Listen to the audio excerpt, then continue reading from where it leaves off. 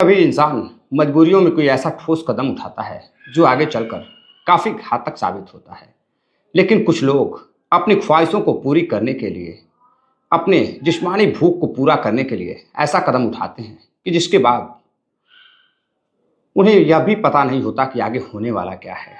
साथियों, आज की कहानी में एक कत्ल होता है और कत्ल इतना खौफनाक होता है कि उस कत्ल की गूंज न केवल बिहार बल्कि पूरे प्रदेश में गूंजने लगती है, राजस्थान तक में गूंजने लगती है। साथियों, उत्तर प्रदेश में पिछले दिनों एक पति अपने पत्नी को सिर्फ इसलिए कत्ल कर देता है, यानी कि जलाकर मार डालता है, क्योंकि उसे दहेज चाहिए था। दहेज कम मिले थे। हालांकि यूपी पुलिस ने मुठभेड़ में उसके पैरों में बचाव करते हुए गोलियां मारी और उसे पकड़ लिया गया। लेकिन इससे क्या होने वाला है? कुछ दिनों की सजा होगी, वह छूटकर बाहर आ जाएगा और अब तो उसकी पत्नी की जिंदगी चली गई है, वो लौट कर नहीं आ सकती है। लेकिन आज की जो कहानी मैं आपको सुनाने जा रहा हूं, उसे सुनकर आप भी हैरान रह जाएंगे। तो नमस्कार, प्रणाम, मैं आपका अपना विशु राय हाजिर हूं जुर्म की दुनिया की एक और नई कहानी के साथ। साथियों, अगर आप चैनल पर नए आए हैं तो जुड़िए विश्व वारदात तक के इस छोटे से परिवार से। चैनल को सब्सक्राइब करिए, अपना प्यार दीजिए, अपना सपोर्ट दीजिए। वीडियो अच्छी लगी तो लाइक करिए। वीडियो में कोई अगर कमियां दिखे तो आप सजेस्ट करें, अपनी कमेंट बॉक्स में अपनी राय कमेंट करें। दरअसल साथियों, मैं बात कर रहा हूं बिहार की। बिहार के भागलपुर का रहने वाला एक गुड्डू। गुड्डू का परिवार बेहद हंसता खेलता था। गुड्डू की शादी होती है बॉबी नाम की एक खूबसूरत लड़की से। सब कुछ अच्छा चल रहा था। इधर गुड्डू बिहार के भागलपुर में ही रोजगार करता था और छोटा मोटा काम करके अपने बीवी का पेट पालता था, परिवार चलाता था। लेकिन धीरे धीरे समय बीतता गया, उसकी तबीयत बेहद खराब हो जाती है। एक दिन उसकी तबीयत खराब हो जाती है तो उसकी पत्नी अब अपने 64 वर्षीय जीजा अनुज को फ़ोन करती है और बताती है उसके पति की बेहद तबीयत खराब रहती है। उसे समझ में नहीं आ रहा है वह क्या करे। वह अब कुछ काम करना चाहती है, उसके परिवार में कोई काम करने वाला भी नहीं है। इधर अनुज राजस्थान के भिवाड़ी में, जो उसका जीजा रहता है वह भिवाड़ी में रहता था। भिवाड़ी के एक जगह लगती है खैरथल, खैरथल में रहता था। इधर वो अपने नौजवान साली को, 35 वर्षीय साली को काम के बहाने अपने पास बुला लेता है और अपने पास वाले खाली पड़े कमरे को किराए पर ले लेता है। यह सब कुछ सही चल रहा था। लेकिन पिछले मंगलवार को इधर जब उसकी मकान मालकिन उससे पूछते हैं कि तुम्हारा पति कहाँ है। दरअसल साथियों, उसने अपने पति को भी इलाज के बहाने खैरथल बुला लिया था, यानी कि राजस्थान बुला लिया था। अब इधर मकान मालकिन से उसकी पत्नी कहती है कि वो तो हॉस्पिटल में एडमिट है और दोनों बैग लेकर उसका जीजा और साली बाबी कहीं जा रहे थे।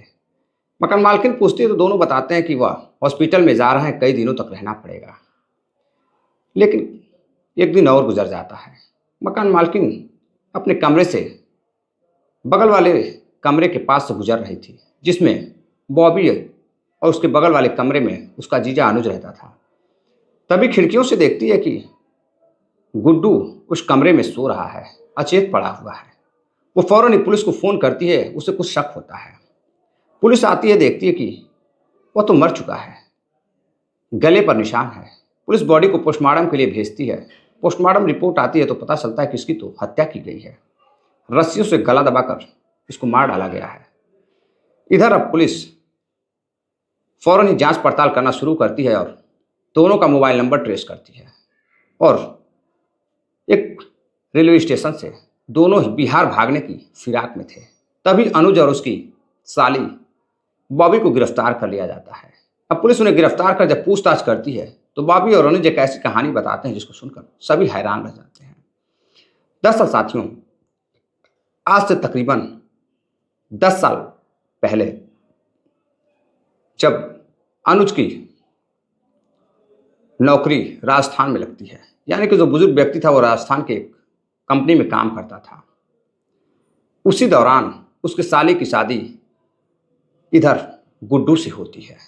बॉबी की शादी गुड्डू से होती है और जीजा भी उसमें शरीक होता है और खूब ढेर सारे पैसे खर्च करता है। धीरे धीरे समय बीतता गया। इधर जीजा काफ़ी पैसा कमा चुका था और बॉबी अपने जीजा से बातचीत करती थी। बातचीत करते करते अब वह जीजा से अपने इतनी करीब आ जाती है कि दोनों एक दूसरे को चाहने लगते हैं। धीरे धीरे चाहत बढ़ती है तो अनुज कई बार उसे अपने गांव अपने कमरे पर बुलाता था और कभी कभी उसके घर भी चला जाता था। और इधर गुड्डू को भनक भी नहीं थी कि दोनों एक दूसरे से मोहब्बत करते हैं। कहाँ बेटी की उम्र की बॉबी और 64 से 65 साल का बुजुर्ग अनुज, इधर दोनों की मोहब्बत आगे बढ़ती गई। तभी इधर गुड्डू को कोई बीमारी हो जाती है जिससे वह जूझने लगता है, काफ़ी परेशान हो जाता है और उसकी नौकरी भी चली जाती है। नौकरी भी चली जाती है और इधर बॉबी आए दिन घंटों घंटों दिन में 10 से 12 बार कॉल करके अपने जीजा अनुज से बातें किया करती थी। ढेर सारे पैसे भी लिया करती थी जिससे उसका खर्च चलता था। बातचीत बढ़ती गई। एक दिन वो अपने जीजा अनुज से बातचीत करती है और कहती है कि यूं ही काम नहीं चल पा रहा है, मैं आपके पास आना चाहती हूँ। इधर घर वालों से जिद करती है और फिर अनुज के पास राजस्थान चली जाती है। वहाँ कुछ दिन उसके साथ रहती है और फिर उसका पति गुड्डू तबीयत ज़्यादा बिगड़ने लगती है। वह बार बार अपनी पत्नी से फ़ोन कर कहता था कि मुझे भी तुम्हारे पास आना है या फिर तुम आ जाओ, मैं अकेले काफ़ी परेशान हो रहा हूँ। इधर अनुज कहता है कि ठीक है, बगल वाला कमरा मैं किराए पे ले लेता हूँ, एक काम करो तुम गुड्डू को भी बुला लो। गुड्डू को भी भागलपुर से बॉबी अब अपने पास बुला लेती है। इधर गुड्डू भागलपुर से राजस्थान चला जाता है, खैरथल। वहाँ जाकर बगल वाले कमरे में अपनी पत्नी के साथ रहने लगता है। तकरीबन 15 दिन पहले, आज से 15 दिन पहले गुड्डू वहाँ जाता है। लेकिन गुड्डू जब गहरी नींद में सो जाता था तब बॉबी उठकर अपने जीजा के कमरे में चली जाती थी और उसके साथ अतरंग पलों को जीती थी। यानी कि दोनों के बीच नाजायज संबंध बनते रहते थे। इधर बॉबी अपने जीजा के लिए बेकरार थी, जीजा बॉबी अपने साली के लिए बेकरार था। दोनों एक दूसरे पर जान छिड़कते थे। इधर उसके पति की तबीयत बेहद खराब थी। एक दिन बॉबी उसे हॉस्पिटल लेकर जाती है इलाज के लिए। काफ़ी सारे पैसे खर्च होते हैं। उसके बाद वह कमरे पर लेकर आती है और फिर अपने जीजा के कमरे में चली जाती है। जीजा से बातचीत करती है तो जो अनुज रहता है उसे कहता है कि आखिर हम लोग कब तक इसका इलाज कराएंगे, इसके ज़िंदगी का कोई मतलब नहीं है, जो तुम्हारी ख्वाहिशों को भी पूरा नहीं कर पाएगा। एक काम करो कि तुम मेरे साथ चलो और गांव चलते हैं, वहीं पर हम दोनों साथ रहेंगे। इधर बॉबी तैयार हो जाती है। लेकिन कुछ दिन बाद बॉबी कहती है कि आखिर गुड्डू का क्या किया जाए। अब दोनों इस कदर प्रेम में पागल हो चुके थे कि बॉबी अपने जीजा के लिए इस कदर पागल थी उस बुजुर्ग व्यक्ति के प्यार में कि वो अब अपने ही पति के कत्ल का प्लानिंग करने लगती है। इधर अनुज के साथ बातचीत करती है और फिर प्लान तैयार करती है। प्लान के तहत साथियों, आज से ठीक 5 दिन पहले, यानी कि लगभग मंगलवार की देर रात को, जब अनुज गहरी नींद में सो जाता है तो इधर उसकी पत्नी बॉबी और अनुज कमरे में जाते हैं और फिर गुड्डू के गले पर एक रस्सी जो अनुज खरीद कर लाया था प्लास्टिक की रस्सियों से, उसका गला घोट देते हैं। गला घोटते समय वह चीखता है, चिल्लाता, लेकिन कोई सुनने वाला नहीं था।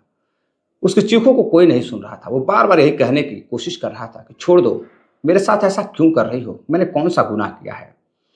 लेकिन बॉबी बिल्कुल भी नहीं सुनती है, जिसके साथ 7 फेरे लिए थे, कई कस्में वादे निभाने के लिए दोनों ने साथ जिए। लेकिन अब बॉबी को अपना ही पति दुश्मन नजर आ रहा था। इधर अनुज के साथ मिलकर वो अपने ही पति का गला घोट देती है और फिर कमरे में बंद कर खुली हुई खिड़कियां छोड़कर गलती से अब वो अनुज से बात करती है। अनुज कहता है काम करो कि जल्दी से यहाँ से निकल लेते हैं और बस स्टैंड जाते हैं, बस स्टैंड से रेलवे स्टेशन जाएंगे, वहाँ से जो रात की ट्रेन है उसे पकड़कर हम लोग बिहार निकल जाएंगे, फिर पुलिस भी उन्हें ढूंढ नहीं पाएगी। इधर मकान मालकिन तभी दोनों को जाते हुए देख लेती है। मकान मालकिन पूछती है कि तुम दोनों कहाँ जा रहे हो, गुड्डू कहाँ है। तभी बॉबी प्यार से कहती है हंसते हुए कि गुड्डू तो हॉस्पिटल में है, माजी मैं उसी के पास जा रही हूँ।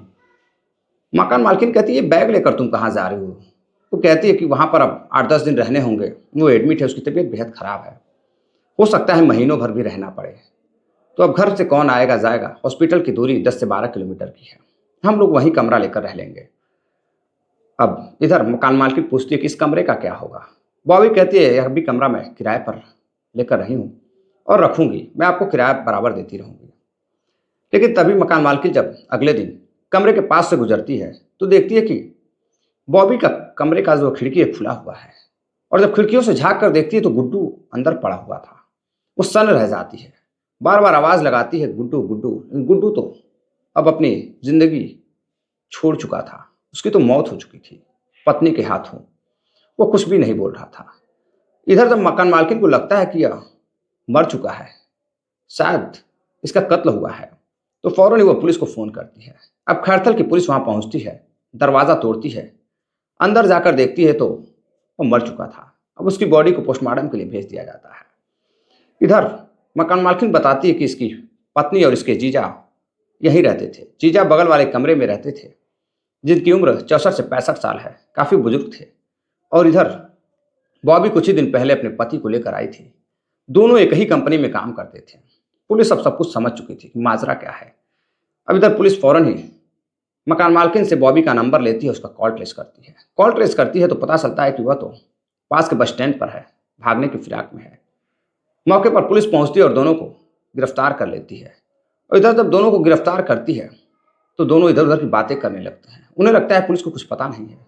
लेकिन पुलिस जब उन्हें थाने में बैठाकर आराम से जब अपने तरीके से पूछताछ करती है तो दोनों टूट जाते हैं और बताते हैं कि साहब, हम दोनों एक साथ रहना चाहते थे। विपिन की तबीयत काफ़ी ख़राब रहती थी, गुड्डू की तबीयत काफ़ी ख़राब रहती थी, इसलिए हम दोनों ने मिलकर उसे मौत के घाट उतार दिया। और हमें लगा कि पुलिस को कुछ पता नहीं चलेगा और हम जब तक पुलिस को पता चलेगा हम अपने बिहार चले जाएंगे।